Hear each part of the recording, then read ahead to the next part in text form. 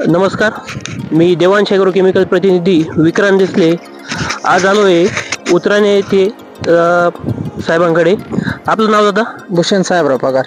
भूषण साहेबराव पगार यांच्याकडे आलेलो आहेत. यांनी 5100 रोप हे आपलं टरबूज सागर किंग या व्हरायटीचे लावले होते आणि सर्व जे काही प्रोडक्ट आहेत ते देवांश ॲग्रो केमिकलचे त्यांनी पूर्ण प्रोडक्ट वापरले.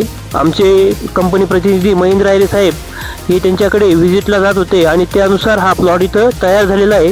तर प्लॉट कसा आला आणि त्यांना त्याच्यात काय काय फायदे झाले किंवा उत्पन्न कसं मिळालं या त्यांच्याकडनं आपण जाणून घेऊ. नमस्कार दादा. नमस्कार.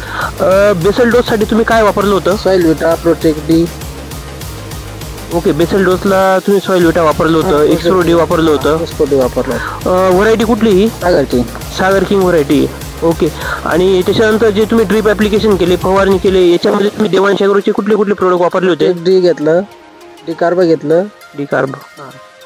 आळीसाठी वगैरे कुठलं प्रोडक्ट वापरलं होतं? डीएसपी आपले. डीएसपी. अजून डीएसपी ने आपलं D5 वापरलं होतं. डीएसपी 111 याला घेतलं होतं नागाळीला. नागाळीला कसे रिपोर्ट होते? एकदम एकच नंबर, 100% रिपोर्ट आले. नागाळी पूर्ण कंट्रोल झाली? पूर्ण एकच स्प्रे मध्ये कंट्रोल झाली. एकच स्प्रे मध्ये. डीएसपी वापरल्यानंतर एकाच स्प्रे मध्ये नागाळी पूर्ण गेली? पूर्ण गेली. आणि D5 वापरलं आळीला, मग ती आळी गेली? एकच स्प्रे घेतला, काही विषय नाही. नंतर आळी पूर्ण कंट्रोल मिळाली, कंट्रोल मध्ये आली, काही विषय. ओके. आणि फ्लावरिंग साठी वगैरे जे तुम्ही वापरत होतो प्रोटेक्ट डी वगैरे, याचे कसे रिपोर्ट आले? एकदम सुंदर रिपोर्ट आले. दुसरं औषध टाकलं नाही आपण कॉम्पिटिशनला. दुसरं टाकलं नाही?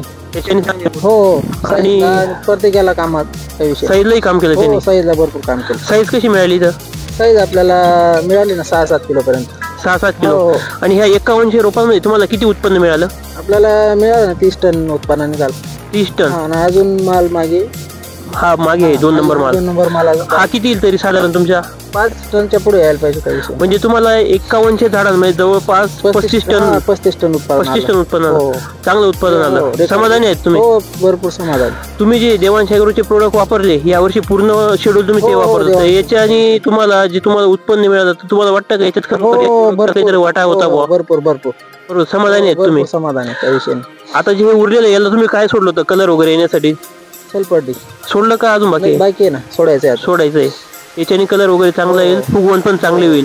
म्हणजे एकंदरीत बघा, यांना 5100 रोपांमध्ये जवळपास 35 टन हे उत्पादन आलेलं आहे. याच्यामध्ये त्यांचा 1 नंबरचा माल हा 30 टन गेलेला आहे.